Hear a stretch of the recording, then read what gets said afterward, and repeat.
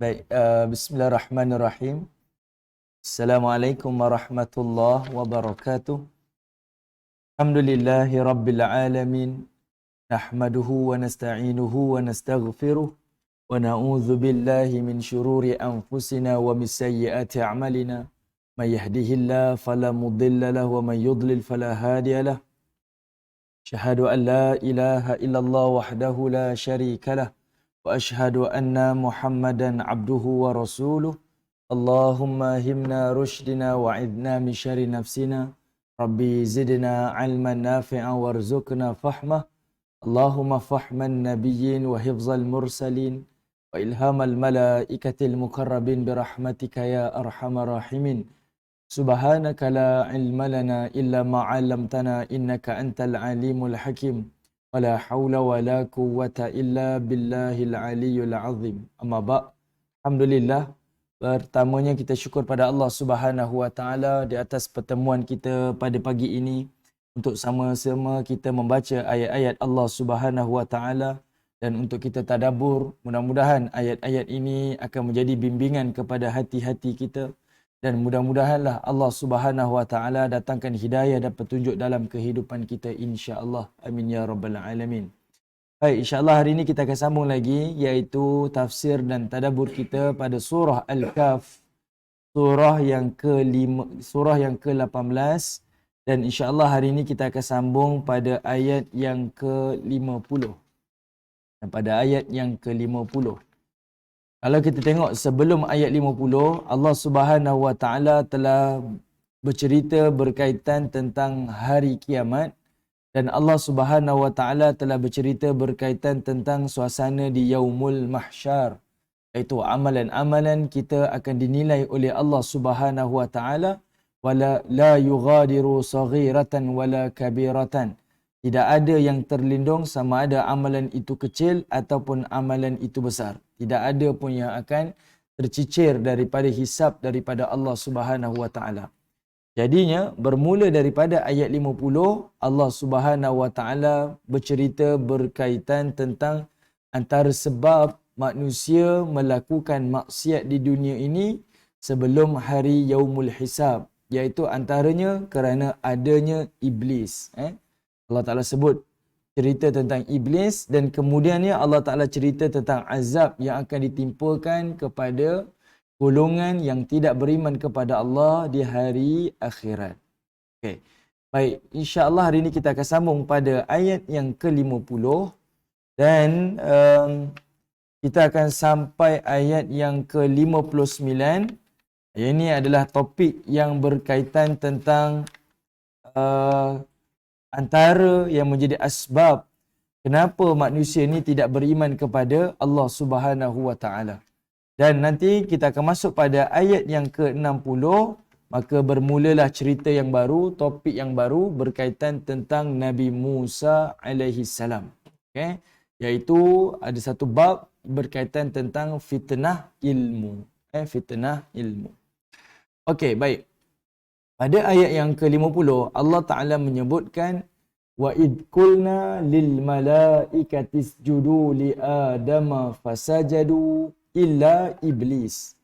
Kata Allah Subhanahu wa taala, ayat 50 ni adalah ayat yang mengingatkan kita cerita tentang sejarah lama. Sejarah lama. Seolah-olahnya tuan-tuan, Allah nak ingatkan kepada kita ni macam kita bercakap dengan anak kita. Kamu duk ikut sangat orang barat ni. Kamu tahu tak mereka ni penjajah? Kita nak sedar kan, sebab mereka tak tahu sejarah. Mereka tengok, oh bagus orang ni, moden ni maju ni perangai ni macam ni bagus ni. Tapi kita yang pernah melalui zaman penjajahan waktu silam, maka kita akan cerita pada mereka, tahu tak? Mereka tu dulunya adalah penjajah.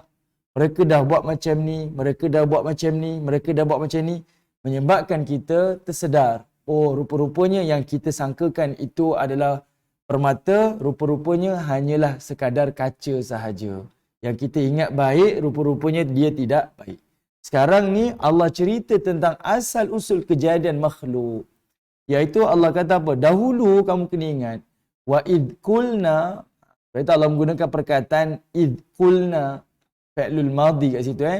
Dan kami dulu telah berkata lil malaikah, kepada seluruh malaikat. usjudu li Adama, sujudlah kepada Adam alaihissalam. Ini perintah. Sebab itu Allah menggunakan perkataan fi'lul amar.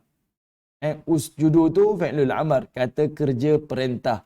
Sujud kepada Adam. Dan perintah ini bukanlah pengabdian malaikat kepada Adam, tetapi adalah sujud tanda penghormatan dan kemuliaan. Sujudnya malaikat dan iblis ni atas perintah Allah ni adalah kerana ini adalah arahan dan perintah. Dia bukan sujud tanda pengabdian. Okay? Jadinya Allah kata usjudu li Adama, sujudlah kepada Adam. Fasajadu, kata Allah. Fasajadu, terus para malaikat ni sujud kepada Adam alaihissalam. Perhatikan ibu-ibu, tuan-tuan yang dirahmati oleh Allah. Allah menggunakan perkataan fasajadu. Ada huruf fa dekat situ. Fasajadu, ada huruf fa. Fa tu namanya fa'ful ataf, yang memberi maksud iaitu mereka terus melakukan apa yang Allah perintahkan. Dia melakukan dengan kadar segera. Okey. Yang ini kita dah selalu ulang tuan-tuan, tapi sekadar kita ulang lagi sekali. Kalau tuan-tuan bertemu dengan perkataan fa dan thumma, selalunya fa ni diterjemahkan sebagai maka kan. Dan thumma ni diterjemahkan sebagai kemudian. Sebenarnya fa ni adalah merujuk kepada perubahan daripada satu tempat ke satu tempat, ataupun dari satu perkara ke satu perkara, perpindahan kat situ. Tetapi perpindahan dia berlaku dengan kadar segera. Manakala thumma, dia adalah dalam keadaan tidak segera. Kalau kita perhatikan perkataan thumma ni, selalu Allah Ta'ala kalau sebut tentang hari akhirat, thumma wa thumma, kemudian berlaku peristiwa ni. Berlaku peristiwa tu. Dia berlaku dalam tempoh yang tak, dia dalam tempoh yang panjang. Okey? Tapi kalau Allah gunakan perkataan fa dekat situ, itu merujuk kepada perkataan yang segera. Jadinya, atas perintah Allah, para malaikat ni dan semua makhluk yang Allah perintah sujud pada Adam tu semuanya sujud. Dan Allah letakkan istisna. Apa itu istisna? Pengecualian. Illa, kata Allah. Illa. Melainkan iblis. Illa iblis. Semua makhluk taat dengar cakap aku. Iblis ingkar. Cuba bayangkan tuan-tuan. Kita ni berpegang dengan seorang pemerintah. Dan kita yakin dengan dia ni pemerintah yang paling berkuasa. Lalu kita ni dengar satu arahan daripada si fulan ni pula. Yakin pula dengan si fulan ni. Tiba-tiba pemerintah yang paling besar dia bagi arahan pada kita. Macam mana kamu boleh ikut dengan dia ni? Dulu si fulan ni saya suruh buat macam ni, dia tak buat. Orang lain buat, dia tak buat. Seolah-olahnya Allah nak explain, semua hamba ku taat, melainkan iblis, dialah yang mengingkari perintah aku. Ini perkataan yang mudah sebenarnya. Dia hanya sekadar Allah mengingatkan kepada kita apa perkara yang telah berlalu dulu, sejarah awal dahulu. Sebab hari ini manusia menjadikan iblis sebagai pelindung dan manusia menjadikan iblis ini sebagai penolong.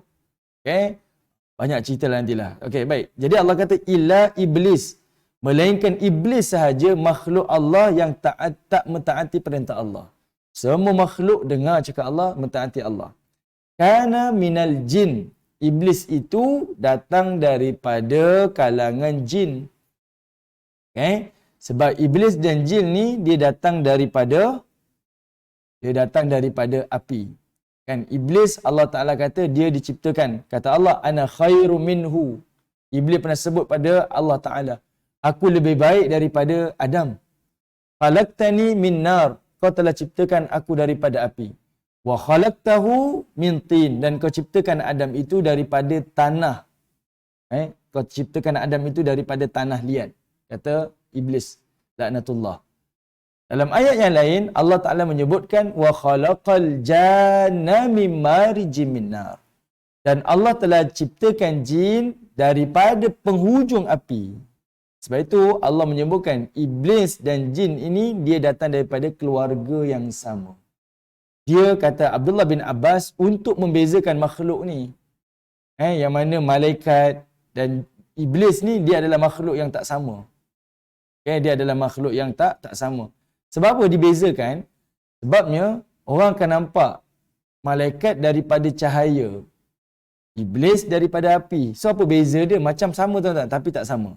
Sebab itu Allah Ta'ala terus menyebutkan iblis ni kana minal jin. Dia datang daripada kategori jin. Lalu Allah kata apa? Fafasaqa. Okay. Fafasaqa. Dan kemudian dia ni fasik. Kita sebut fasik kan? Allah gunakan perkataan lagi sekali fa dekat situ. Maksudnya, kerana dia mengingkari perintah Allah, dia terus jatuh fasik. Okey. Fasaqa ni apa tuan-tuan? Fasaqa dalam bahasa Arab, dia punya root word dia adalah fisku. Fa, sin, qaf. Al-fisku. Al-fisku artinya dia sama dengan perkataan kharaja. Al-fisku dia sama dengan perkataan kharaja. Bezanya kharaja ni perbuatan keluar. Kita keluar. Okay? Tapi fisku dia keluar. Tapi keluar dalam keadaan kejahatan. Ataupun keluar dalam keadaan keburukan. Itu perkataan dia. Jadi fasik tu, dia ni dalam istilah ayat ni, dia sebut fafasaqa an amri rabbih. Iaitu dia terkeluar daripada perintah Tuhan dia. Maksudnya, terkeluar tu dalam keadaan dia mengingkari dan ni jahat lah. Maksudnya, dia tak mengikut daripada, apa kita nak kata, daripada undang-undang Tuhan ni dan dia melakukan kejahatan lah. Macam itulah lebih kurang. Itu penggunaan perkataan fasaqa. Fasik. Orang fasik ni, maksudnya orang yang mengingkari lah perintah Allah Subhanahu wa Ta'ala. Bezanya fasak ataupun fisku ni, iaitu terkeluar dalam melakukan kejahatan ataupun keburukan. Jadi ayat ni clear tuan-tuan, clear. Allah Ta'ala sebut sejarah iblis ni. Macam mana kamu di hari akhirat nanti boleh tersasar tak melakukan ketaatan kepada Allah. Jadi Allah sebut punca dia iblis lah. Puncanya adalah iblis. Dan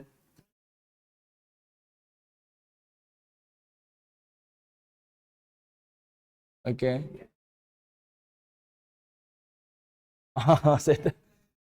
Saya tak tahu. Ya, saya tak tahu. Tapi saya selalu dengar juga.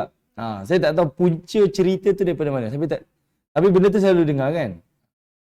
Jin ni datang daripada malaikat lah dan sebagainya. Tapi semua tapi sebenarnya makhluk ni semuanya clear Allah Ta'ala sebut. Yang ini datang daripada mana? Daripada cahaya. Ini datang daripada api. Yang ini datang daripada mariji minar. Tujuan dia adalah untuk menunjukkan makhluk ni tak sama. Dia lain keturunan dia. Manusia pun daripada lain untuk membezakan di antara setiap makhluk. Okay? Sebab kita ni mungkin asbab kejahilan lah. Maksudnya tak mengetahui, kita pun mengandai-andaikan sahaja. Okey. Baik. Lalu Allah Ta'ala menyebutkan afatattakhidunahu wa dhurriyyatahu awliya min duni, kata Allah. Kata Allah Ta'ala, apakah patut kamu ni mengambil iblis wa zurriyatahu dan keturunan dia, zuriat dia, awliya sebagai pemimpin kamu, pelindung kamu, pendinding kamu, min duni, selain daripada aku. Yang Allah tanya ni, patut ke kamu ambil dia ni sebagai pelindung dan pemimpin kamu selain daripada aku? Wahum lakum adu.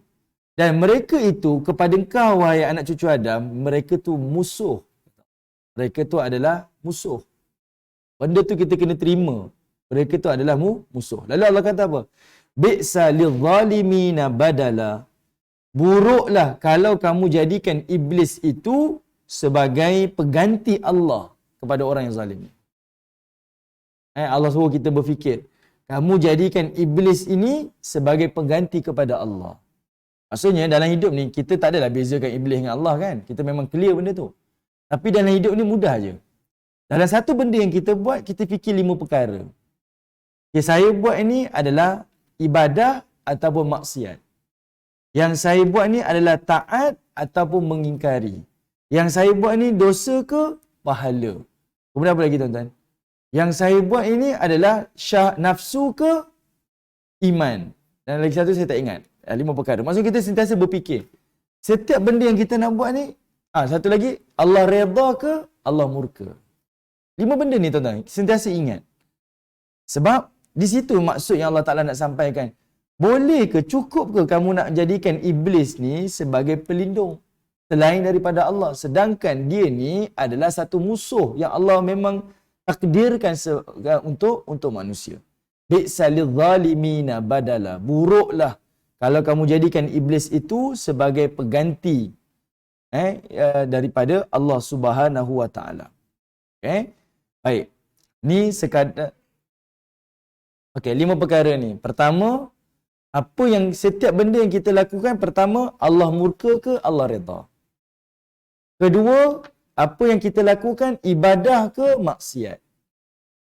Ketiga, apa benda yang kita lakukan ini adalah taat ke ingkar. Keempat, apa yang kita buat ini adalah iman ke nafsu. Dan yang kelimanya, apa yang kita buat ini adalah dosa ke pahala. Sentiasa kena ada dalam fikiran kita. Sentiasa ulang-ulang benda ni. Kita nak buat satu benda ni, ni nafsu ke iman ni? Ni jahat ke baik ni? Ni Allah redha ke Allah murka ni? Percayalah, kalau benda ni clear lah. Benda ni kita tak boleh menipu. Kita tanya pada diri kita kan? Kita akan tanya pada diri kita. Betul ke tidak? Betul ke tidak? Okey? Baik. Jadinya ayat 50 ni adalah sebagai ingatan Allah Ta'ala kepada kita. Okay? Allah mengingatkan kepada kita sejarah tentang iblis. Kenapa perlu kamu mengambil iblis sebagai pengganti selain daripada Allah? Jadi pelindung, jadi tempat yang memimpin dan sebagainya. Okey, baik. Sebelum kita pergi lebih jauh lagi tuan-tuan, cuba tuan-tuan buka Surah Ibrahim ayat 22. Surah Ibrahim surah 14 ayat 22. 14, 22.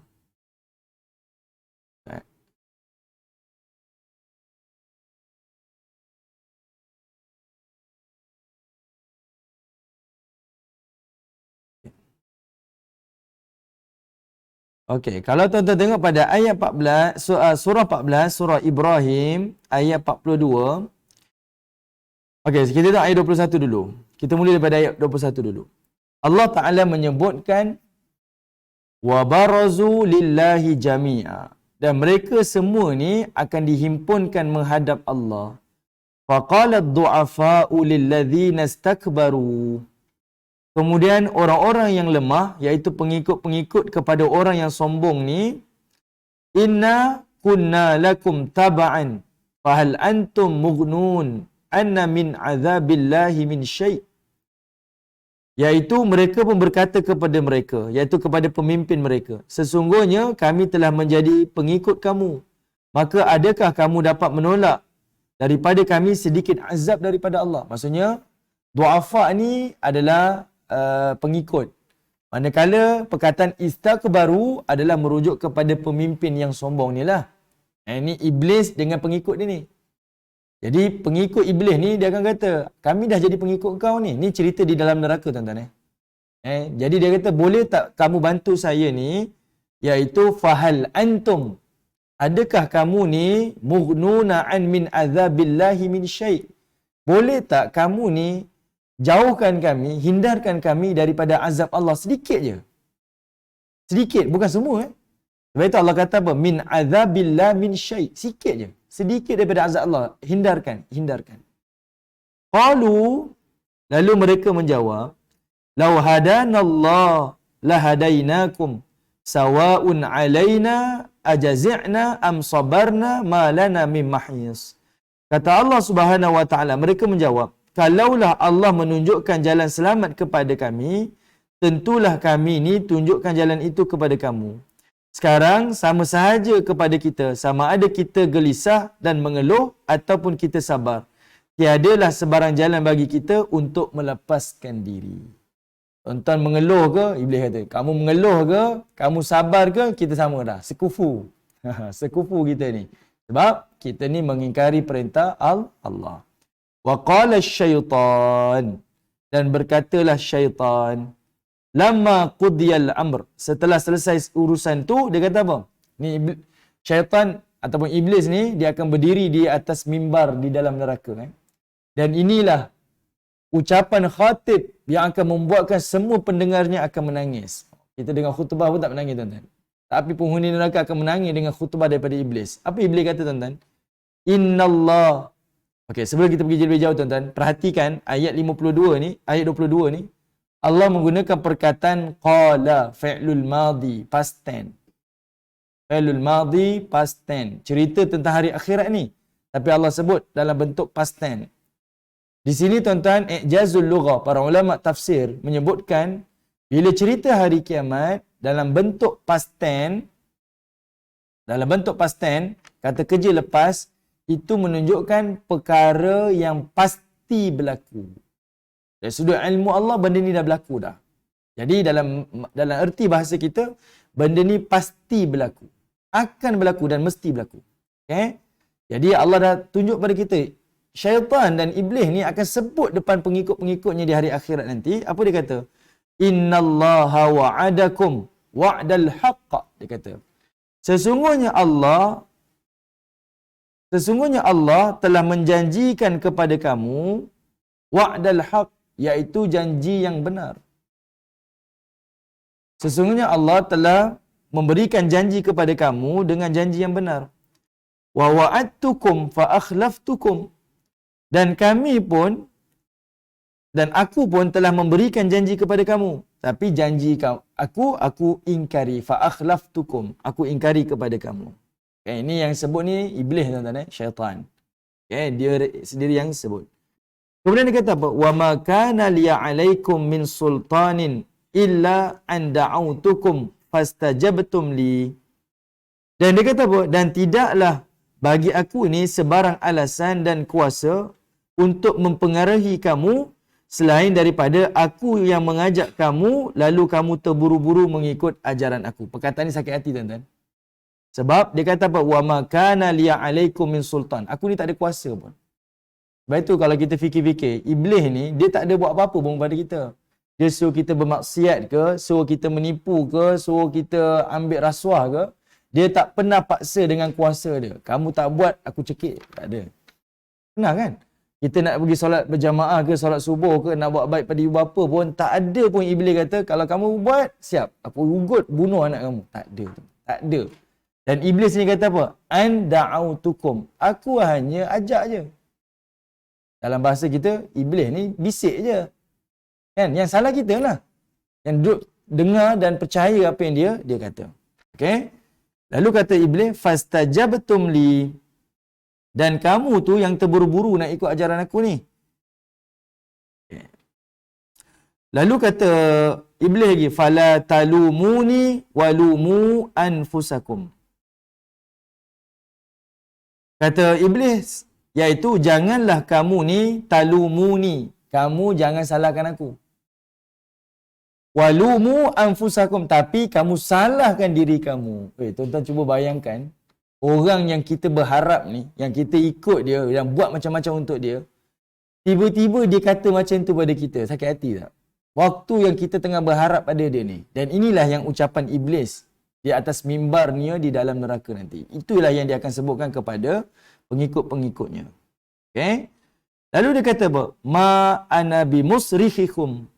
Okay, ni tuan-tuan boleh tengok surah Ibrahim ayat 22 Surah Ibrahim ayat 22. Lalu iblis kata ma ana bimusrikhikum wa ma antum bimusrikhi inni kafartu bima asyraktumuni min qabl. Kata iblis lagi, aku tidak dapat menyelamatkan kamu dan kamu juga tidak dapat menyelamatkan aku. Sesungguhnya dari dahulu lagi aku telah kufur, ingkar perintah Allah yang kamu sekutukan aku dengannya. Innal zalimina lahum azabun alim. Sesungguhnya orang yang zalim akan memperolehi azab yang tidak terperi sakitnya.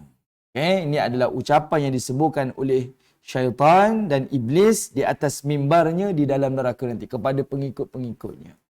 Sebab kalau tuan-tuan tengok ayat 21 sebelum tu, pengikut dia minta bantuan. Tolonglah kami ni. cubalah halangi azab ni sebab kami dah jadi pengikut kamu. Lalu inilah jawapan daripada iblis. Okey? Ini jawapan daripada iblis. Jadinya tuan-tuan, benda ni benda yang dah maklum kepada kita.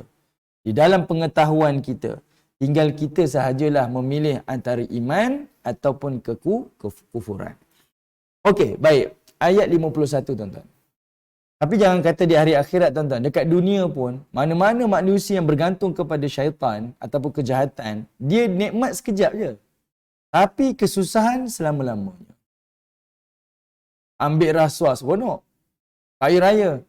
Kejap je seronok tu. Tapi susah dan perit tu sampai bila-bila. Malu dapat, sakit dapat, semua dapat.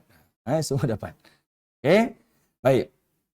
Baik, ayat 51. Allah sebut lagi. Kenapa kamu perlu bergantung pada iblis? Saya tak nafikan tuan-tuan, manusia ni, dia akan tengok iblis ni kuat. Bahkan kalau hari ni, saya tak tahu. Saya minta maaf kalau saya sebut saya terbuka lah. Saya tak tahu, kalau tengok siaran kanak-kanak sekarang, dia ada elemen hantu, betul tak? Satu kita tahu ada Halloween. Satu lagi, dia ada lagu, saya tak ingat, zombie ke apa, budak-budak lah. Dan kita pula yang buat kartun kita yang di DM Friend pun ada juga. Ada juga. Saya tak tahu apa sebab elemen tu. Dan dia buat bentuk tu dalam bentuk comel tau. Macam hantu ni comel. Seolah-olahnya perlu dijadikan sebagai teman, kawan. Satu lagi, ada satu mainan budak-budak, dia buat YouTube. Nama dia Huggy Wuggy. Pernah tengok? Dia makhluk yang warna biru tu. Muka dia kalau kita tengok seram. Tapi kalau tanya budak-budak, budak-budak kata comel. Huggy Wuggy. Huggy Wuggy. Sebab saya ada anak kecil-kecil kan. Jadi dia kata, bah, belilah binatang ni. Saya kata, ni apa benda ni? Saya pun search lah kan. Saya kata, ada hantu, Huggy Wuggy ni. Tapi, okey, orang-orang yang melukis watak-watak animasi ni, macam daripada barat, dia kaji tau. Mata kita tengok benda tu teruk. Tapi budak-budak tengok benda tu comel. Sebab dia ada matanya bulat besar. Lepas tu badannya, dia bentuk circle. Dia macam, bagi budak-budak, dia psikologi budak-budak lah. Dengan warna-warni dia. Ya betul. Dia macam tu. Dia budak-budak akan tengok macam benda tu cantik, comel, mesra, tapi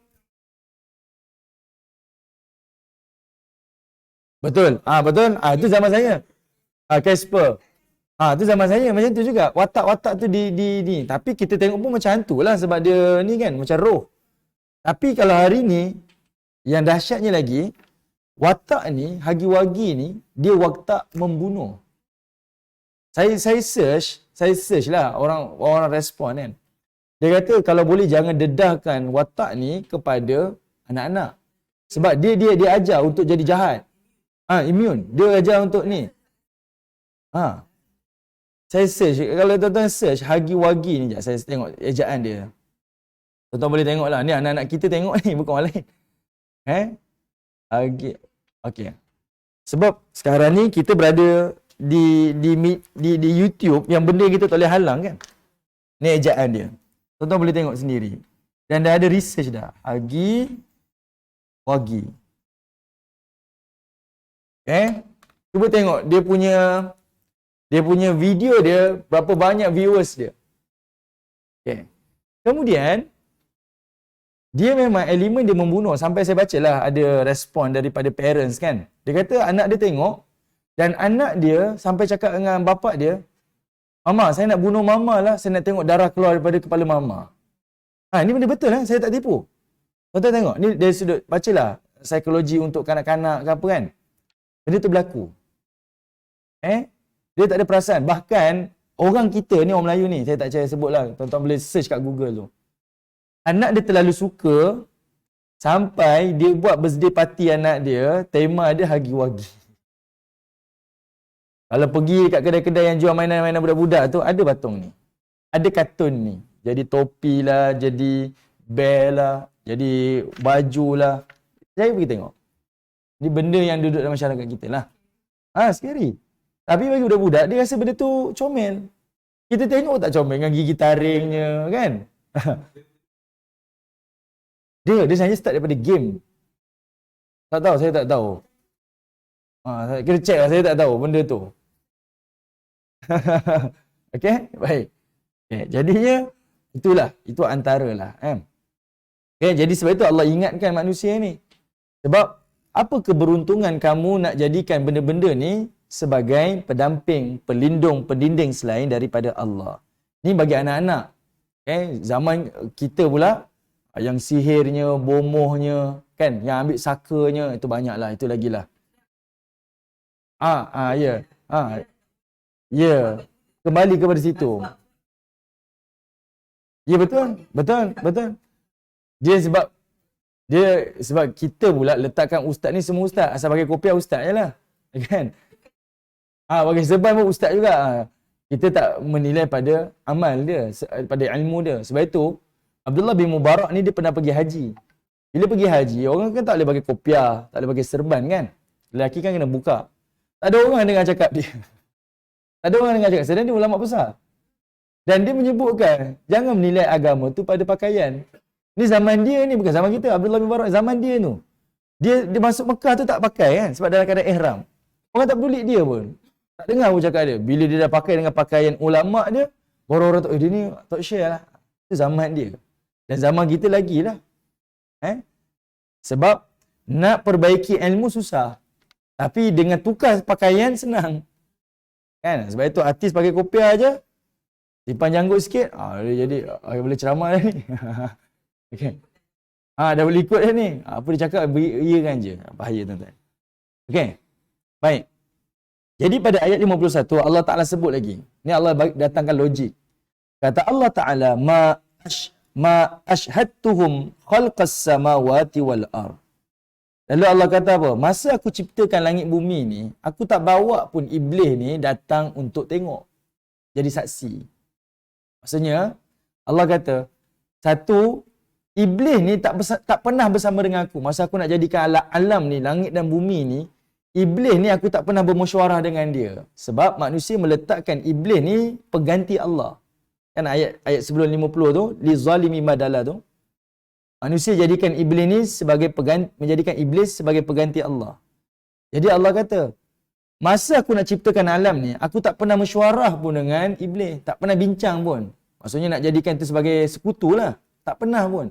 Jangan kata bincang. Aku tak pernah bawa dia pergi tengok alam ni diciptakan. Macam mana tuan-tuan kalau kita ada bisnes lah. Kita ada company. Kemudian ada si fulan ni kata, kamu ni ikut aku lah. Aku yang set up ni. Jangan kata company. Parti lah. Ni cerita nak PRU kan. PRU. Dia mesti ada geng-geng dia. Tapi orang ni kata, masa saya buat parti ni, dia ni tak ada pun. Dia tak tahu cerita apa sebenarnya. Macam mana kamu boleh dengar cakap dia? Asal-usul cerita parti ni. Macam mana kamu dengar cakap dia? Sedangkan aku yang buat parti ni, aku yang buat ni. Lepas tu kamu dengar cakap aku. Macam tu lah.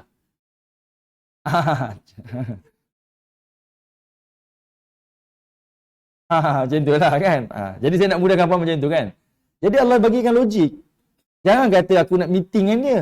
Dia pun tengok alam ni pun tidak. Maksudnya Allah ciptakan alam ni sebelum daripada iblis diciptakan. Lebih awal lagi. Wala khalqa anfusihim. Dan iblis pun tak pernah tengok macam mana dia diciptakan. Lalu wa ma kuntu muttakhizal mudillin aduda. Kata Allah Subhanahu wa taala, dan tidaklah aku akan jadikan mudillin. Siapa mudillin? Iaitu iblis lah. Iblis ni sebagai penyesat. Allah sebut dia sebagai penyesat. Aduda, aku tak pernah jadikan dia sebagai penolong. Tak pernah. Pembantu ke penolong, tak pernah. Jangan sekali-kali kamu jadikan dia sebagai sahabat, teman, pelindung, pemimpin yang menggantikan Allah Ta'ala. Sebab aku tak pernah ambil dia ni sebagai penolong ke, sebagai pembantu ke, sebagai sesuatu untuk aku sekutukan. Tak pernah. Itu benda yang mudah kita faham tuan-tuan.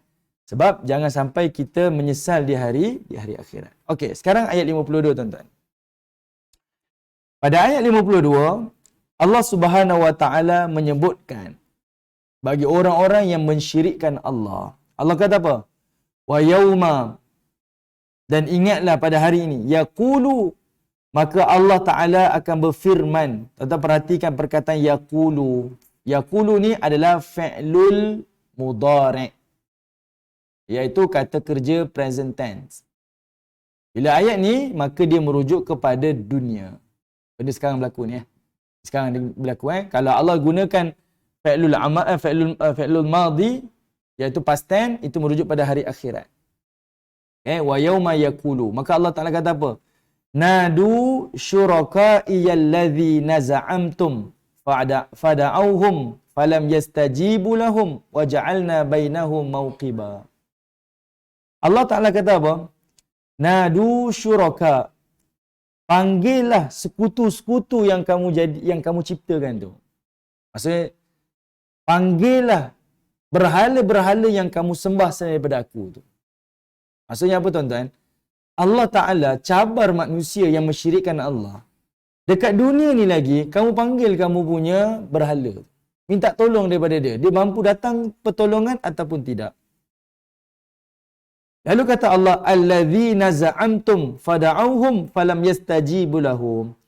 Kalau kamu panggil mereka, mereka tidak akan sahut panggilan kamu.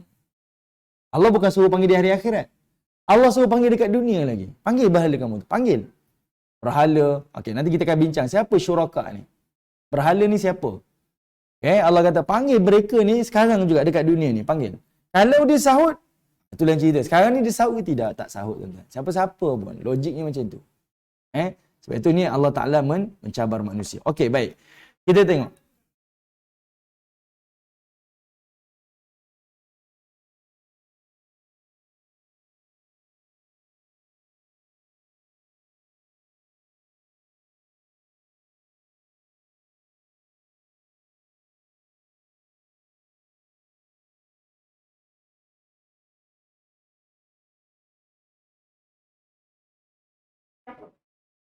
Okey.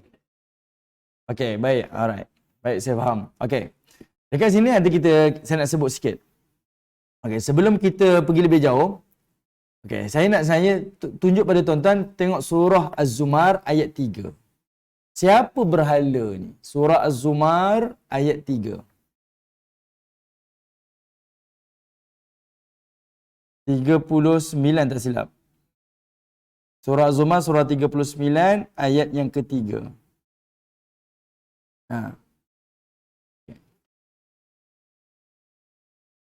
Siapa berhala ni? Siapa yang mereka syirikkan ni? Dia tak semestinya patung-patung. Okey. Dan apa fungsi berhala ni? Okay. Ni berlaku pada zaman Nabi. Okey. Okey. Nanti saya akan jawab soalan puan Okey, baik. Apa kata Allah Ta'ala? Ala lillahi dinul khalis.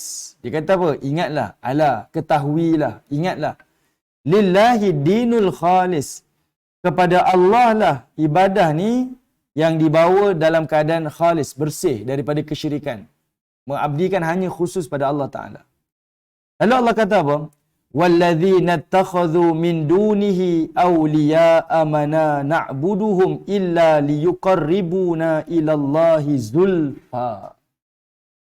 Orang-orang Quraisy, musyrikin, dia jawab pada Nabi, kami ni tak sembah berhala, kami tak sembah berhala.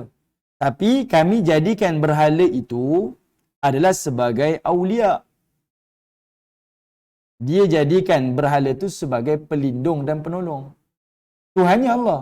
Sebab itu Allah Ta'ala sebut dalam Quran, wala in sa'altahum man khalaqas samawati wal ard. Kalau kamu tanya pada dia, siapa yang cipta langit bumi ni?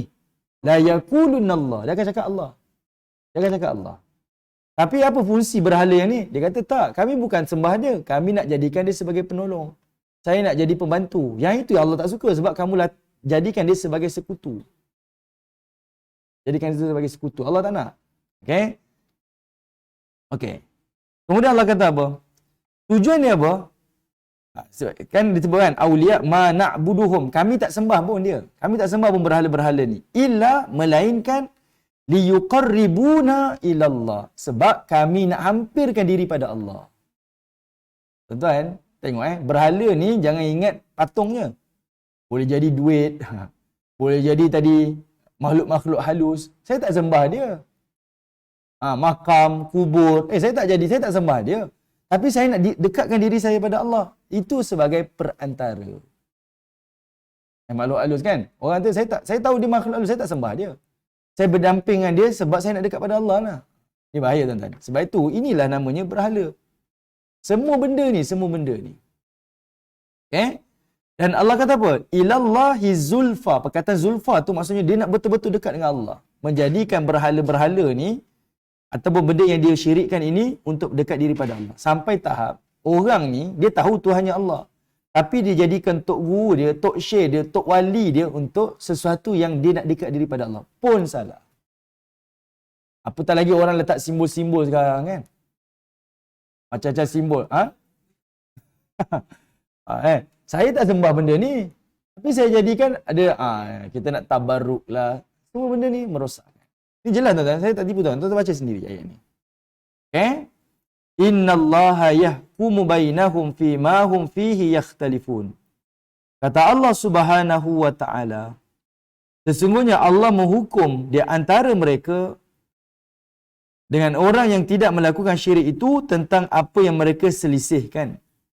Innallaha la yahdi man huwa kadzibun kafar. Allah tidak memberi hidayah kepada orang yang mendustakan dan orang yang kufur dalam melakukan perkara-perkara yang syirik. Ini antaralah. Tuan-tuan boleh tengok sendiri, Allah Ta'ala sebut berkaitan tentang iaitu apa yang dimaksudkan dengan berhala ni, syuraka ni. Tak semestinya patung-patung tuan-tuan. Tapi orang mukmin macam tu juga. Berdamping dengan tok guru lah, tok wali lah, kubur lah, makam lah, bomo lah, macam-macam. Ini semua merosakkan. Okay. Baik. Satu lagi tuan-tuan. Okay, tak ya. Okay, nanti kemudian kita tengok tu. Okay, kemudian. Allah kata apa lagi? وَجَعَلْنَا بَيْنَهُمْ مَوْبِقًا. Kata Allah Subhanahu wa taala. Dan kami telah jadikan di antara mereka itu maubiqa, satu tempat kehancuran. Maubiqa ni artinya neraka lah, neraka Jahannam. Baik, perkataan bainahum, para ulama tafsir mengatakan bainahum ni terbahagi kepada dua. Pertama, iaitu orang musyrik dengan berhala. Ayat 52. Okay? Bainahum ni antara mereka. Siapa mereka ni? Iaitu antara musyrik dengan berhala-berhala mereka lah. Dia dengan berhala dia semuanya Allah Ta'ala humbankan. Itu tafsiran pertama. Tafsiran yang kedua, iaitu antara orang musyrik dengan berhala dia dalam yang beriman. Contohlah, ada manusia yang menyembah Nabi Isa. Nabi Isa soleh. Tapi dia sembah. Kamu minta pada Nabi Isa, boleh? Tak ada. Nabi Isa tak boleh tolong. Sebab itu Allah kata, وَجَعَلْنَا بَيْنَهُمْ. Kami jadikan di antara mereka ni tempat kehancuran. Yang disembah tu diselamatkan oleh Allah lah sebab dia orang saleh. Dia pun tak tahu dan dia tak suruh orang sembah dia. Tapi bagi orang yang menyembah dia, maka dia akan dihancurkan. Sebab ada orang jadikan makam orang soleh ni sebagai tempat dia beribadah. Ada orang jadikan Tok Syekh ni macam tu, Tok Wali macam tu, Nabi macam tu. Ini semuanya hamba-hamba yang soleh. Dia bukan orang musyrik. Tapi yang syirik adalah orang yang menyembah mereka. Okay, jadi kat sini ada dua tafsiran.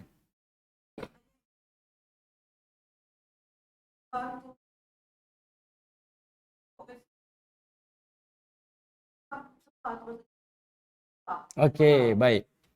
Saya pernah sebut dah sebelum ni. Perkataan bila Allah kata apa? Ani'budullah, perhambakan diri pada Allah. Dia datang daripada perkataan abada kan? Abdun. Lalu kita salah faham perkataan ni. Nabi Nuh AS pesan. Saya minta maaf. Saya tak nampak kan? Nabi Nuh selalu pesan. Dia kata apa? Ani'budullah. Kata ani'budullah. Okey. Maksudnya perhambakan diri pada Allah. Yang ini dia datang daripada perkataan abdun, abada. Hambakan diri. Kita terjemah sembah Allah. Sepatutnya kalau itu Allah akan guna perkataan anisjudullah. Betul tak? Sujudlah kepada Allah. Perkataan ni bukan bererti solat ataupun sujud. Sebab kalau yang ini sujud, jelas sujud. Sujud. Rukuk, sujud, solat itu jelas. Tapi perkataan hamba ni, dia tak berartinya sujud. Sebab skop dia lebih luas. Orang kita terjemahkan, sembahlah Allah ni solat. Solat je saya jaga hubungan dengan Allah. Tapi lepas solat, dia lebih jahat daripada orang tak solat. Biasa kan? Orang yang solat tu dah macam tu. Dia solat tapi luar solat jahat. Sebab dia rasa hubungan dengan Allah tu pada perkataan sembah. Kita akan sebut, kita terjemah ni sembah kan? Iyyaka na'budu, kepada engkau kami sembah. Sembah tu dalam pahaman kita solat lah. Betul. Sebenarnya ni bukan sembah. Ini adalah memperhambakan diri. Sebab kita sebut nama orang ni, siapa nama dia? Abdullah. Kita terjemah apa? Hamba Allah kan? Kita tak sebut sembah Allah. Betul. Sebut. Kita sebut hamba Allah. Siapa dia ni? Hamba Allah. Abdullah nama dia. Hamba Allah. Kita tak kata sembah Allah perkataan ni. Jadi apa maksud memperhamba diri pada Allah? Kenapa saya hidup untuk memperhamba diri pada Allah? Kenapa saya bekerja? Memperhamba diri pada Allah. Kenapa saya berkahwin? Memperhamba diri pada Allah. Kenapa saya ada anak? Memperhamba diri pada Allah. Skop tu luas. Ya, minta tolong, berharap. Ya, betul. Jadi dia tak jelas perkataan tu. Tak sampai. Betul. Bila kita ingat, memperhamba diri pada Allah ni adalah menyembah Allah, solat je. Kalau saya minta bantuan tu, tak kisah, tak kira. Itu lain. Betul. Kita laksanakan ibadah korban ke apa. Sebab itu bukan sembah. Dia kata kan, ni bukan sembah. Sebab itu orang kita, solat tutup aurat. Tak solat tak tutup aurat. Sebab dia nampak, solat tu saja ataupun sembah tu adalah merujuk pada solat. Hubungan dengan Allah tu pada solat. Sedangkan tak. Kan kita sebut dalam solat, inna salati, solatku, wa nusuki, ibadahku, wa mahyaya, hidupku, wa mamati, matiku, lillahi rabbil alamin. Hanya mutlak untuk Allah. Itu maksud memperhamba diri pada Allah. Bayangkan kalau orang faham maksud ni, saya berkahwin kerana memperhamba diri pada Allah. Percayalah, tak ada isteri yang dizalimi, tak ada suami yang dizalimi. Sebab orang buat kerja tu ibadah. Saya bekerja, takkan ada orang curi tulang, tak ada orang malas, tak ada orang ambil kesempatan gelap duit syarikat, tak ada. Sebab apa? Dia tahu apa yang dia buat adalah ani'budullah. Dan dia akan sentiasa meminta pertolongan daripada Allah. Sebab itu adalah memperhamba diri pada Allah.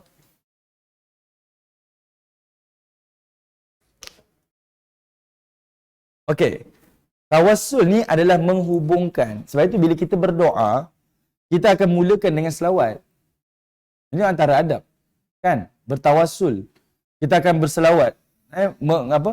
Meletakkan Nabi SAW ni dalam doa kita tu, selawat pada baginda Nabi. Itu tak ada masalah. Dan kalau kita nak jadikan doa kita mustajab, yang ini disebutkan dalam hadis, iaitu kita bertawassul dengan amal soleh kita. Itu satu kan. Sebab ada orang sekarang dia faham, kalau saya nak dapat sesuatu, saya kena bernazar. Sedangkan nazar ni beban dan tak digalakkan dalam agama. Ya, betul. Jadi kalau kita nak tawassul ni, tawassul dengan amal soleh kita. Dan ini yang pernah dilakukan lah, disebutkan dalam hadis. Okey? Ya, betul. Betul. Okey? Bertawassul dengan orang soleh macam mana? Kita minta pada dia doakan untuk kita. Itu bukan kita berdoa kat dia. Sekarang ni okey, satu, kita doa kat dia. Contohlah kalau dia hidup, logik ke ada orang minta kat ni, tolong ya Allah, minta kat dia lah, minta tolong. Tak, itu salah lah, itu konsepnya. Melainkan kita jumpa dia ni orang soleh, tolong doakan saya ya. Itu tawassul. Yang itu yang benar. Dia ni ada hubungan baik dengan Allah, dia doakan. Itu lain. Sekarang ni orang tu mati. Ya, betul. Bila dia dah mati, datanglah iblis lah. Dia pun bisik, kamu dulu dunia minta tolong kat dia kan, sekarang minta. Sekarang bila dia mati, kita doa tu pula bukan pada Allah, minta pada dia. Tolonglah saya ni, tolong. Macam kita menyembah dia pula. Betul tak? Faham tak saya? Betul. Minta tolong. Melalui. Itu salah lah. Kenapa kita boleh terus kan?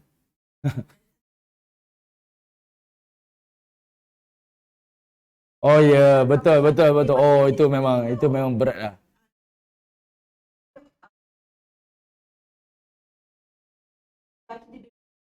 Ya. Dia berada di barzah. Barzah ni iaitu satu dinding. Dia tak boleh kembali ke dunia dan dia tak pergi ke akhirat. Dia berada di Dia di alam barzah. Dia tak ada berhubungan. Dia tak ada berhubungan dengan alam lain. Tak ada.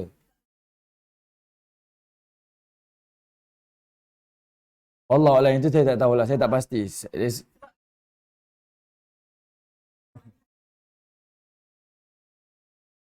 tak tahu. Ya,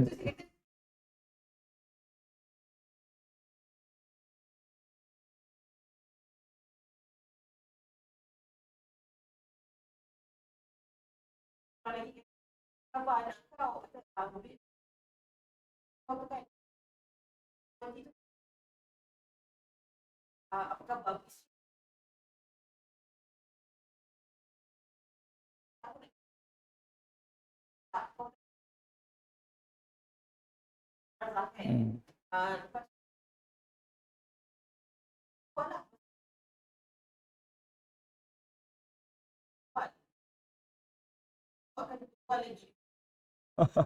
Oh, saya tak tahu yang itu. Minta maaf. Saya kena cek balik tu. Okey. Pastikan.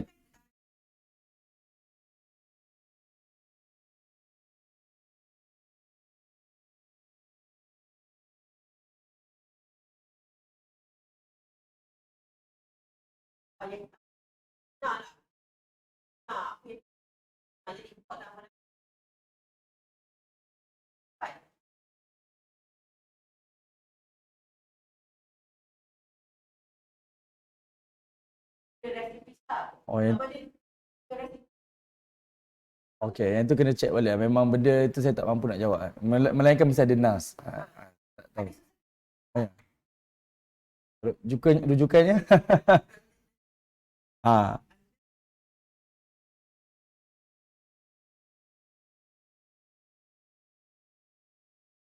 Ha.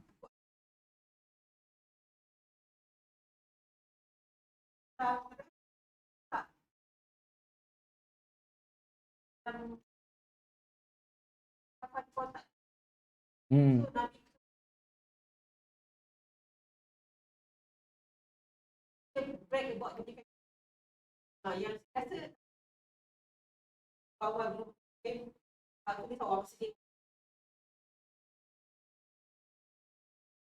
Oh, okey okey okey.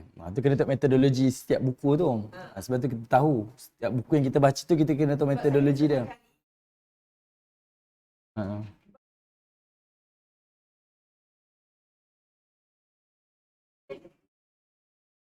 Ha. Ha. Awal lagi.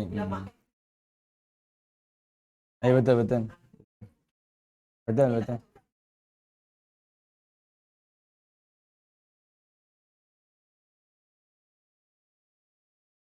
Bukhari. Hmm. Ya betul. Ha. Ya.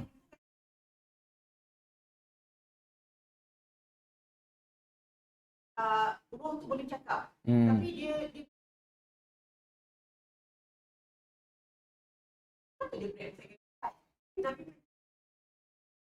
Hmm. Okey. Okey, baik baik baik.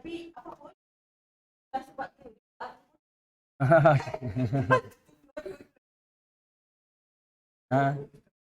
Ha. Okey, baik. Tapi saya kena tengok dulu buku apa. Okey. Ya, nanti saya semak balik dia punya teks nas dia. Cuma satu perkara, semisal yes, semisal macam hadis yang kita tengok dalam kitab-kitab fiqh berkaitan tentang yang apa haiwan korban yang disembelih ni ataupun akikah yang disembelih ni dia akan jadi tunggangan di hari akhirat. Nas itu adalah matruk. Ditolak sebenarnya. Dia tak akan jadi tunggangan. Tapi memang kita ni buat korban, buat akikah ni memang kena buat. Cuma dia nak jadi tunggangan tu para ulama tolak. Ada masalah hadis tu. Cuma kenapa dia tak dalam kitab fiqh? Dia letak dekat situ bukan sebagai dalil. Bukan sebagai dalil, tapi dia letak itu sebagai hujah kalau kita nak buat akikah dan korban ni, carilah haiwan yang badannya besar, yang sehat, yang sempurna. Itu sebab dia letak dalam kitab.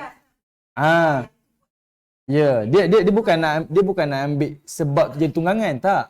Para ulama tahu hadis tu matruk, dia tolak. Cuma dia jadikan itu sebagai penguat je kepada hujah. untuk bawa kalau dia buat korban, cari yang paling sempurna, cari yang paling terbaik.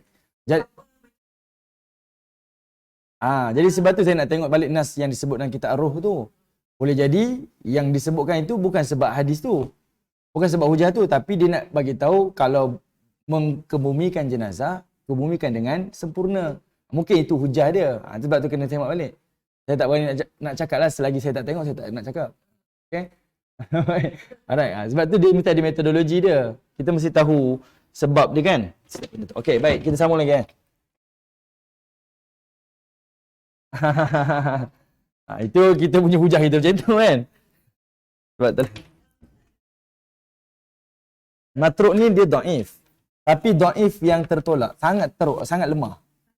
Dia bukan maudhu'. Oh tak. Dia sebab dia banyak faktor. Dia banyak faktor. Okey, dia banyak faktor lah. Okey. Baik. Kemudian kita tengok lagi. Kita tengok pada ayat yang ke-53. Okay, jadi Allah Ta'ala sebut kepada manusia, kalau kamu mensyirikkan Allah, sekarang ni kamu datangkanlah kepada Allah Ta'ala, ataupun kamu serulah kepada berhala-berhala yang kamu sembah tu, dia mampu tolong ataupun tidak. Semestinya dia tidak akan mampu tolong kepada kamu. Okey. Kemudian Allah Ta'ala sebutkan lagi, iaitu kata Allah Subhanahu wa Ta'ala, wara'al mujrimuna an-nara fadhannu annahum muwaqi'uha wa lam yajidu anha masrifa. Kata Allah Subhanahu wa Ta'ala, dan melihatlah orang-orang yang derhaka itu. Perkataan mujrimun ni orang melakukan jenayah lah, derhaka. Kalau ditengok terjemahan, kebanyakan terjemahan sebagai orang yang berdosa. Sebab itu mufassir menyebutkan perkataan mujrimun ni adalah orang-orang kafir. Ataupun merujuk kepada orang-orang yang melakukan jenayah, dosa-dosa kepada Allah Subhanahu wa Ta'ala. Kenapa Allah sebut perkataan wara'a? Mereka melihat neraka itu nanti. Sebab melihat neraka itu adalah azab. Melihat neraka adalah azab. Melihat azab adalah azab. Contoh tengok ada aksiden berlaku depan mata. Kita tengok dengan kenikmatan ke, kita tengok dengan perasaan ngeri? Ngerilah kan? Kita tengok tu kita saya tak nak tengok lah, ngeri. Macam itulah manusia akan melihat neraka. Melihat neraka adalah azab. Apatah lagi masuk dalam azab. Dan dalam satu hadis riwayat Imam Ahmad, hadis ini hasan, iaitu Nabi SAW menyebutkan setiap penghuni neraka ni, dia akan nampak neraka ni sejauh daripada 40 tahun, arba'ina sanah. Perjalanan 40 tahun tu dia dah nampak dah neraka tu. Dan dia melihat dalam keadaan azab. Tuan-tuan boleh bayangkan maksudnya azab tu dia bertahap-tahap. Daripada start tengok tu dia dah rasa takut, dia dah rasa derita, dia dah rasa dia azab dah. Dan benda tu makin dekat makin azab, makin dekat makin azab, makin dekat makin takut, makin dekat makin takut. Sampailah dia azab. Dia macam ada satu countdown, dibagi tempoh dan itu menambahkan. Dan sebab itu Allah highlight perkataan wara'al mujrimuna nara. Kamu tengok neraka pun azab dah. Dan dia bukan tengok dekat-dekat. Dia tengok dah tempoh 40 tahun perjalanan sebelum sampai ke neraka Allah. Melihat neraka itu adalah azab. Okey. Dan kalau kita baca dalam surah Al-Mulk, Allah kata apa? Idza ulku fiha sami'u laha syahiqan wa hiya tafur. Surah Al-Mulk kan? Apabila manusia ni nak dilempar di dalam neraka nanti, dia akan mengalami dua azab. Maksudnya dia tengok neraka tu dah mengalami dua azab. Apa dia?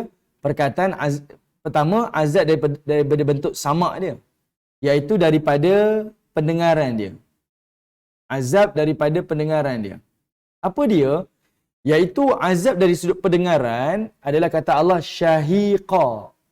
Dia akan dengar suara neraka. Dalam satu firman Allah Ta'ala kata neraka ni ada dua bunyi. Dia ada bunyi syahik dan dia ada bunyi zafir.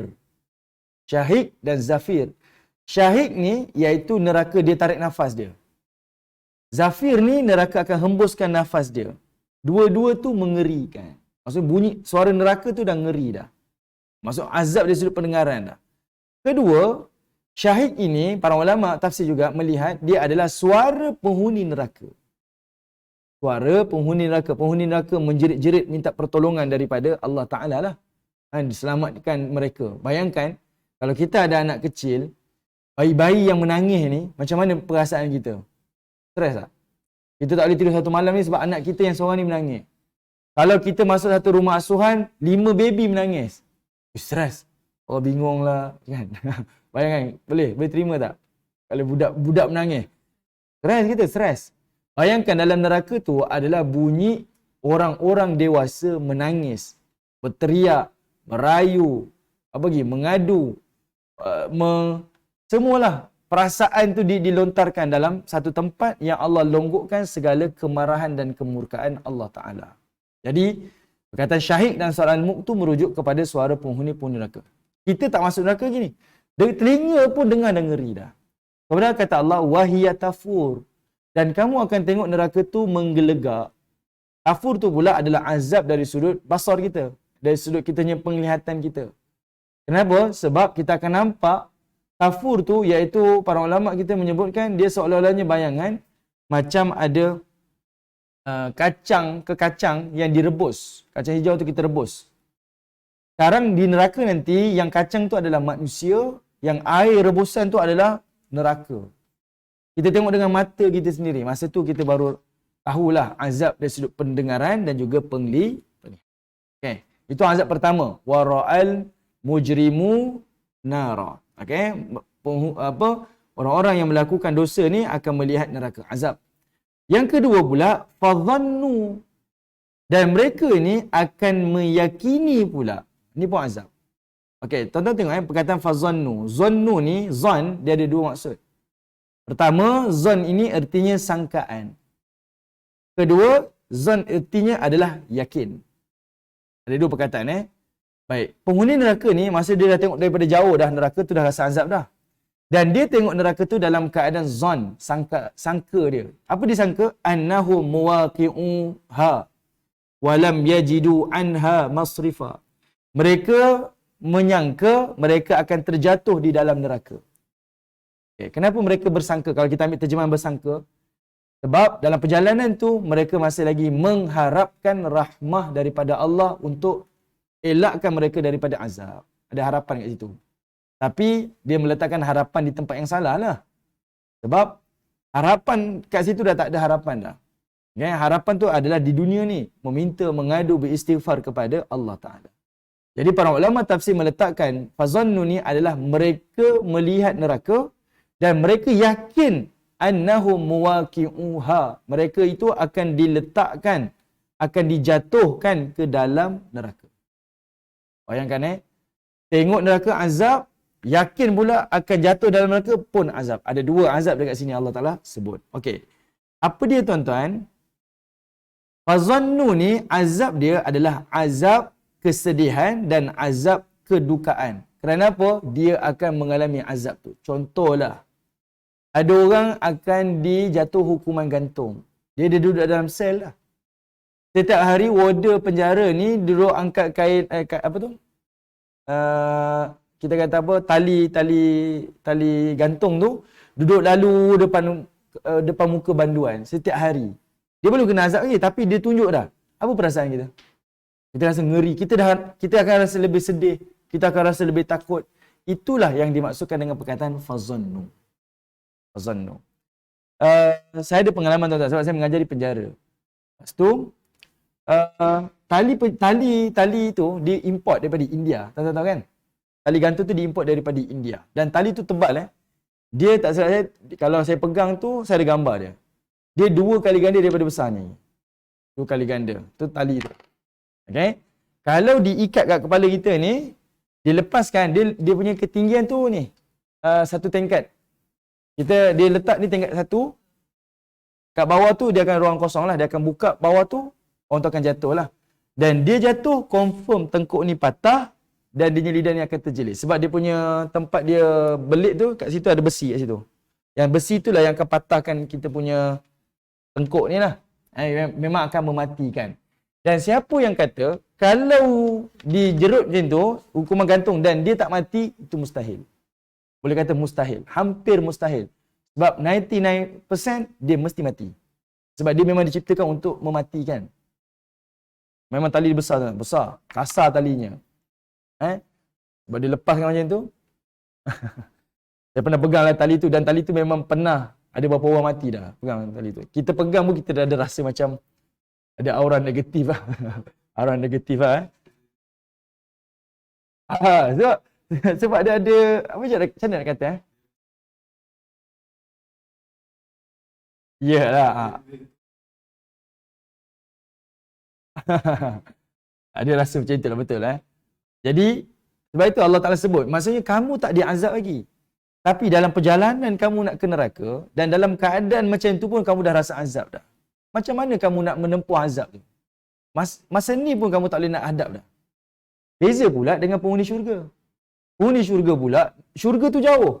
Tapi dia dah bau, tercium bau dia dah. Apatah lagi, Allah Ta'ala kata apa? Idzal jannatu uzlifat. Apabila syurga tu didekatkan pula. Contoh saya bagi contoh macam ni. Kita duduk dalam satu era, kita ni dalam keadaan miskin. Kemarau, hilang makanan. Tiba-tiba kita yang duduk kat USJ ni dengar satu cerita, katanya dekat Perlis tu ada makanan. Kita sanggup berjalan ke tidak? Sanggup. Jangan kata Perlis lah. Bukan jangan kata zaman tu lah. Zaman hari ni pun. Kita kata, kita ada projek tau dekat Kelantan tu. Kalau dapat projek ni, ngam lah. Memang kita dapat boleh dapat 100,000, 500,000. Sanggup tak tuan-tuan travel? Sanggup travel kita? Sanggup. Apatah lagi syurga tu lebih lagi nikmat dia. Dalam keadaan orang susah di yaumul mahsyar, tiba-tiba nampak syurga, bau pula, manusia sanggup berjalan. Tapi Allah muliakan dia. Allah tak sekadar suruh dia berjalan. Kata Allah, al-jannatu uzlifat. Syurga tu Allah dekatkan pula. Subhanallah. Syurga tu Allah dekatkan pula. Okey. Baik, itu antaralah perbezaan di antara azab neraka dan juga nikmat di dalam syurga Allah Subhanahu wa taala. Okey, baik. Tuan-tuan yang dirahmati Allah Subhanahu wa taala. Tengok ayat 54. Okay, tengok ayat 54.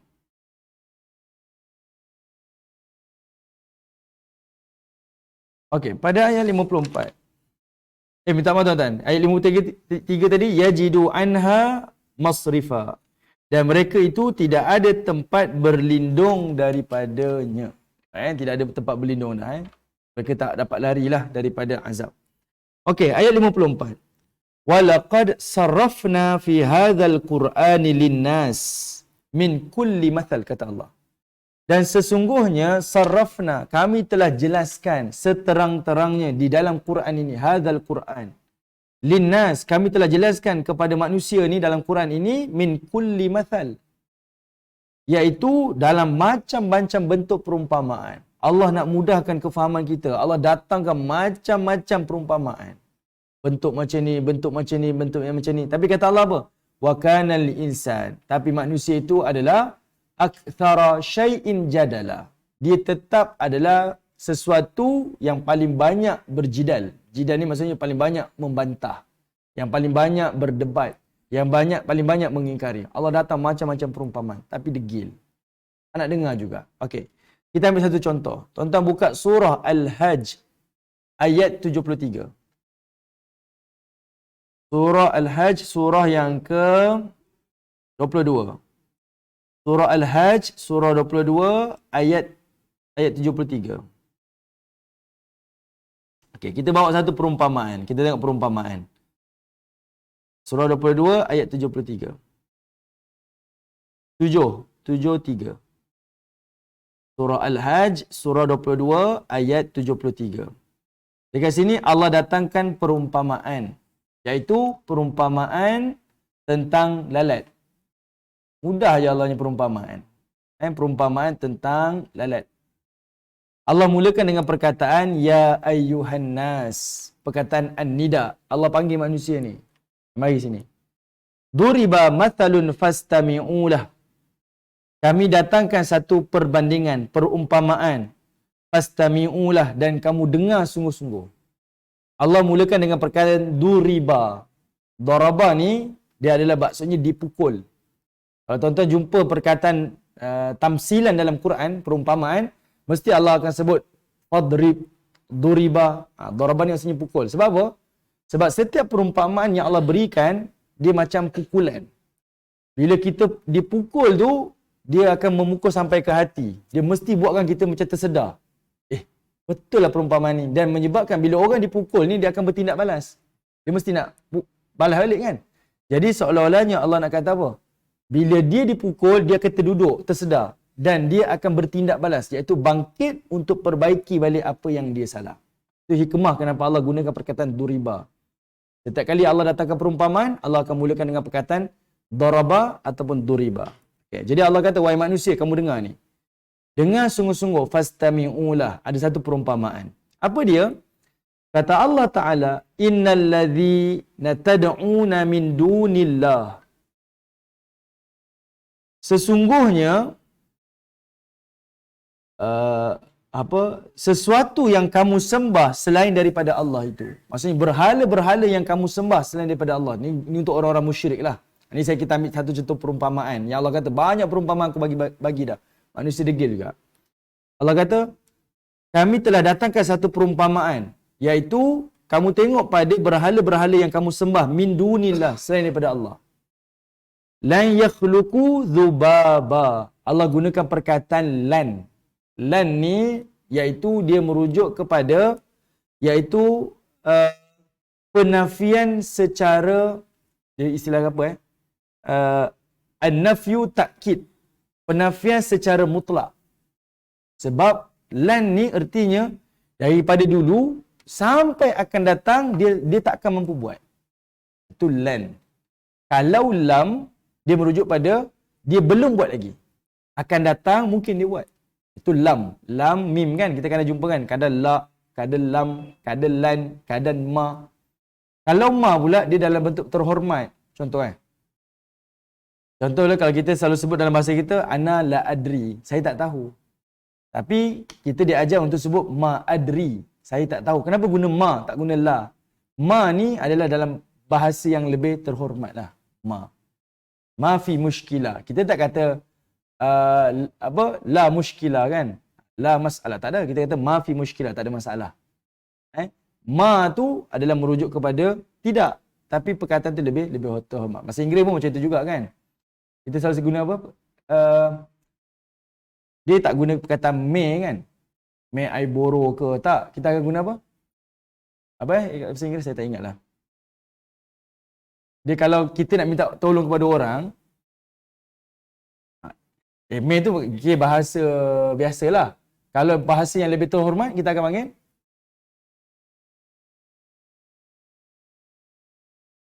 okey, minta maaf. Can. Betul. Can ni bahasa kita lah. Tapi kalau kita nak istana.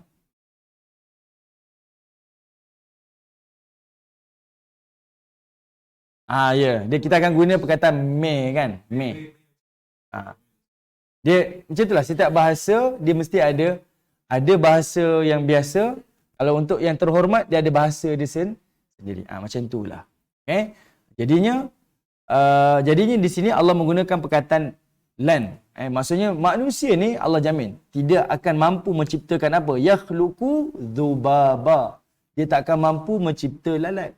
Allah cerita pasal lalat. Kenapa? Satu, sebab Allah Ta'ala nak tunjukkan kepada manusia ni satu penghinaan. Kamu jangan cipta unta, jangan sekadar cerita pasal gajah. Lalat pun kamu tak boleh cipta. Macam tu. Kita yang dengar ni kita rasa terduduk lah. Kalau benda besar ni tak payah cerita lah. Benda kecil boleh buat tak? Apa perasaan kita? Betul juga kan. Saya ni memang tak mampu lah. Teruk sangat lah ni. Sebab itu Allah menggunakan perkataan lalat kata zubaba. Dan lalat pula dekat sini adalah untuk tunjukkan kepada kita. Lalat ni pula bukan haiwan terhormat pun. Sebab apa? Kata Al-Imam Qurtubi, lalat ni dia ada 4 sifat. Dia kotor, dia berpenyakit, dia hina dan dia ni adalah banyak. Maksudnya, dia bukan binatang yang unik. Dia bukan binatang yang kita kata special. Tak. Dia adalah binatang yang kita kata kalau manusia ni marhain lah. Tak ada special pun. Itu pun kamu tak ada cipta. Dahlah binatang kotor, binatang hina. Jadi Allah Ta'ala datangkan perumpamaan ini sebagai sindiran, kutukan kepada orang musyrik. Kamu minta berhala-berhala kamu tu, tolong ciptakan satu lalat saja. Cipta satu lalat je. Itu cabaran daripada Allah Ta'ala. Walawijtama'ulah. Bahkan kalau kamu kumpulkan semua pun, panggil jin, panggil berhala kamu, panggil manusia, panggillah saintis, buat satu. Try. Boleh ke tidak? Tak akan ada mampu manusia yang mampu buat. Lalu Allah kata apa? Wa in yaslubuhumudz dzubabu syai'a la yastankidhuhu minhu dha'ufat talibu wal matlub. Kata Allah Subhanahu wa taala, dan jika lalat itu mengambil sesuatu daripada mereka, mereka tidak mampu mengambilnya balik daripadanya. Apa maksud dia? Apa maksud dia? Wa in yaslubuhumudz dzubab, kalau lalat tu ambil daripada sesuatu daripada kita, la yastankidhuhu minhu, kita tak mampu ambil daripada lalat. Maksudnya lalat ni kecil je. Dia boleh datang kat kita, dia boleh macam-macam lah, datangkan dia haiwan perosak, datangkan wabak, datang penyakit, boleh. Bahkan dia datang hurung kat tempat kita, boleh. Dia mampu buat. Kita tak mampu hadapi dia. Stres kita. Pasang ubat, pasang tu, macam-macam kita buat. Tak selesai masalah. Letak air dalam plastik lah, macam-macam. Iaitu Allah.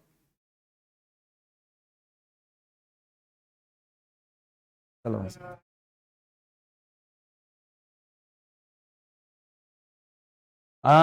ya, betul. Okey, baik, minta maaf. Saya lupa baca tu. Kalau nak tafsir sebut dalam hadis tu.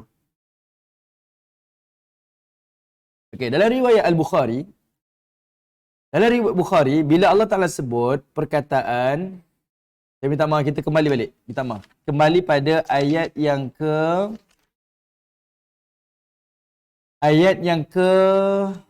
minta maaf. Ayat yang ke 54. Okay, ayat 54, betul tak? Ayat 54. Kan bawah tu Allah kata wa kanal insanu aktsara syai'in jadala. Para ulama tafsir antaranya Ibnu Katsir dibawa hadis ni, riwayat Bukhari ni. Sebab Nabi SAW pernah satu hari masuk rumah Ali dan Fatimah malam. Dan Nabi SAW masuk dan Nabi tanya pada Ali dan Fatimah, tak solat ke malam ni? Tak solat ke kan? Lalu Ali kata apa? Allah lah yang memegang jiwa-jiwa kita ni. Allah lah yang memegang jiwa-jiwa kita ni. Kalau Allah takdirkan kita solat, solatlah. Kalau Allah tak takdirkan kita tak solat, tak solatlah. Betul, logik kan jawapan tu? Nabi pun tak cakap banyak, Nabi terus bangun, Nabi berpaling dan Nabi tepuk peha Nabi ni. Kenapa Nabi tepuk peha ni? Untuk tarik perhatian. Sebab Nabi tak cakap depan Ali, tapi Nabi tepuk je ni, Nabi tarik perhatian. Lalu kata Nabi, wa kanal insanu aktsara syai'in jadala. Allah kata, Nabi kata apa? Firman Allah ni, manusia ni memang banyaklah suka debat. Maksudnya berkonteks apa? Konteks je sepatutnya Ali ni dengarlah. Nabi kata, tak solat ke? InsyaAllah lah, saya solat kejap lagi.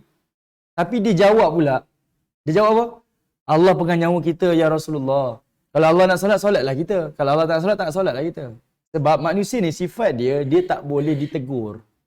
Dia tak suka ditegur. Jadi sebab itu dia nak jidal, dia nak debat. Dia nak bertengkar, dia nak lawan juga. Dia ada hujah dia.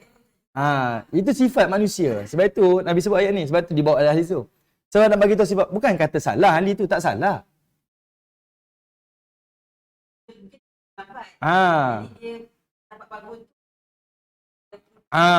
Dia tak mengakui salah dia lah. Dia nak pertahankan juga. Jadi itu yang Nabi tak nak bertengkar dengan dia. Sebab tu Nabi bila dia cakap yang tu, okey tak apalah, fine lah. Nabi bangun, masa Nabi nak keluar tu, Nabi tepuk peha Nabi tu. Dan kata Ali, aku dengar Rasulullah sebut perkataan ni. Wa kanal insanu aktsara syai'in jadala. Okay? Dan dia pun macam tersentuh. Kita pun macam tu juga, sentak kita kan. Okay, macam itulah. Baik, faham tuan-tuan Maksudnya dalam bab-bab macam tu pun manusia ni suka nak berdebat, nak membantah. Patutnya orang tegur tu tak solat ke? InsyaAllah jadi saya minta maaf mudah kan? Tapi dia nak juga fight juga, dia nak fight. Jangan katalah, kita dengan suami isteri pun macam tu juga. Orang kata macam ni, dengarlah. Dia tak. Nak fight juga. Fighter betul lah.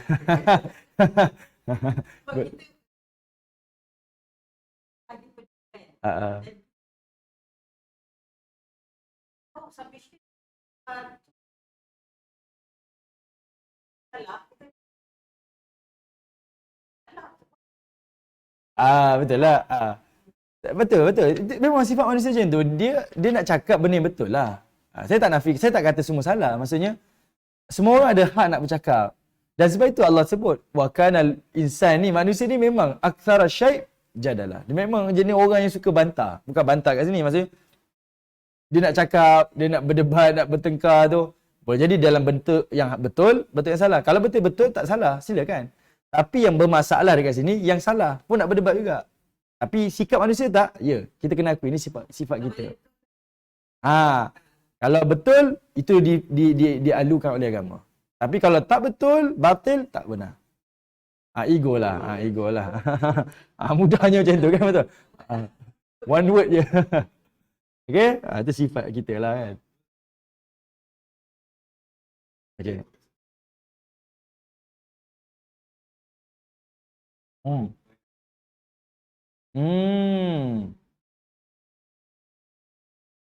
Genius lah. Betul?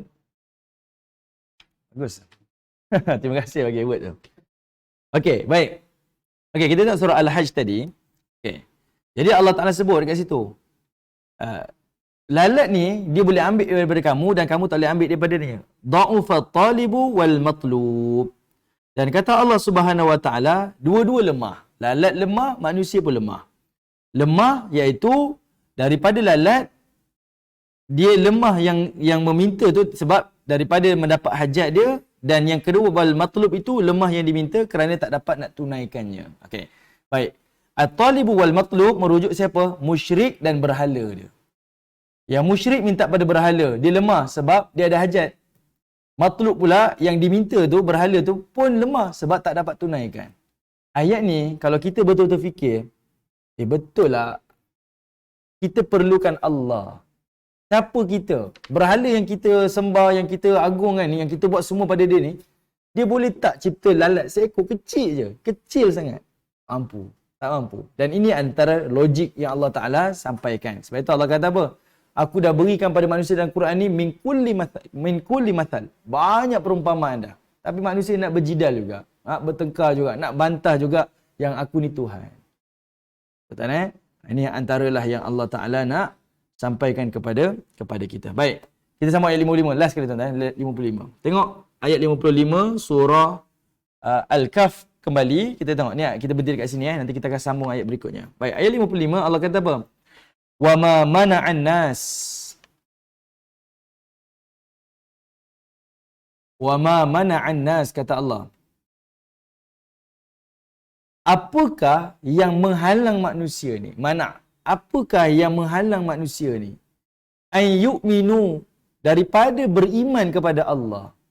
Ija'ahumul huda, ketika hidayah ni datang kepada dia. Apa yang halang manusia? Seolah-olahnya Allah tanya ni macam takjub, macam pelik. Datang hujah, datang perumpamaan, datang bukti, datang itu, datang ni, tiba-tiba dia masih lagi dalam keadaan tak boleh nak beriman. Apa yang menghalangnya? Wa yastaghfiru rabbakum, dan apa yang menghalangnya daripada beristighfar kepada Allah Ta'ala, bertaubat kepada Allah. Illa an ta'tiyahumus sunnatul awwalin, sehinggalah kecuali nanti apabila telah datangnya sunnah orang-orang terdahulu. Apabila datangnya sunnah orang-orang terdahulu. Apa maksud sunnah orang dahulu tuan-tuan? Manusia ni Allah kata apa? Dia tak akan beriman. Datanglah perumpamaan ke, datang ke apa ke, dia tak akan beriman. Sehinggalah datang macam sunnah orang dahulu, iaitu azab. Dah dapat azab depan mata, masa tu baru tengadah. Dah ditipa tangga, baru tengadah kan orang kita kata. Masa itulah baru nak beriman, baru nak percaya, baru nak berpegang, baru nak yakin. Tapi dah terlambat. Kemudian Allah kata, ataupun ya'tiyahumul azab. Ataupun telah datang kepadanya azab. Iaitu azab yang kubula. Azab yang kubula. Okey. Tuan-tuan tengok perkataan kubula. Kubula ni dibaca dengan dua bacaan. Kubula dibaca dengan dua bacaan. Iaitu pertama dibaca dengan kubula, yang kedua dibaca dengan perkataan kibala. Kubula dan kibala. Okey, baik. Apa beza dia? Kalau kubula ni iaitu azab yang berjenis-jenis. Dalam neraka nanti dia bukan satu azab je. Tak, azab tu macam-macam jenis. Azab macam ni, azab macam ni, azab macam ni. Dah ngeri lah, ngeri. Ada orang dibakar, ada orang diberikan kuku besi cakar mukanya, ada orang makan yang macam ni, ada orang diazab macam ni, dimasukkan bara api, keluar daripada dubur pula, ulang balik, macam-macam keadaan. Itu kubula. Kalau kibala pula, iaitu dia berhadapan dengan azab. Azab tu kejar dia. menghadap ke dia. Masa tu baru dia tersedar. Okey, yang itulah yang dimaksudkan dengan perkataan kubulah. Okey. Jadinya tuan-tuan, kalau perhatikan pada ayat 55 ni, Allah Taala menyebutkan ada dua benda. Beriman dan beristighfar. Perhatikan. Allah sebut kenapa manusia ni tak beriman? Sedangkan kenapa manusia ni masih lagi tak nak beriman dan beristighfar setelah datangnya hidayah? Beriman dan beristighfar. Beriman ni kita beriman kepada Allah, yakin Allah ni. Dan beristighfar ni adalah kita punya manifestasi perhambaan kita. Sentiasa mengakui kepada Allah Ta'ala ni kita ni dalam keadaan lemah, kita ni sentiasa melakukan dosa, kita sentiasa berharap kepada dia. Sebab itu Allah selalu sebut dua perkara ni. Beriman dan juga beristighfar. Sebab itu Nabi SAW walaupun maksum, Nabi sentiasa beristighfar. Sebab apa? Dia mendidik diri dia supaya sentiasa meminta pada Allah.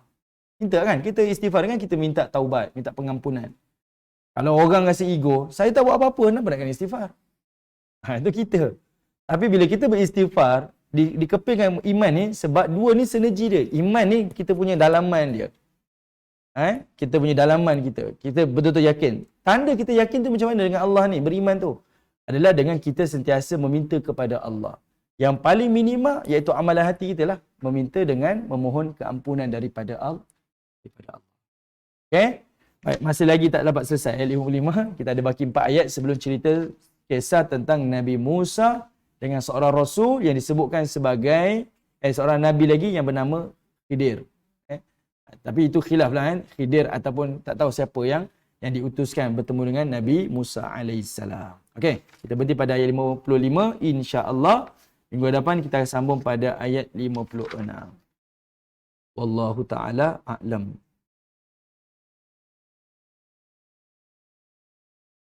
Ya betul, dia boleh lelaki.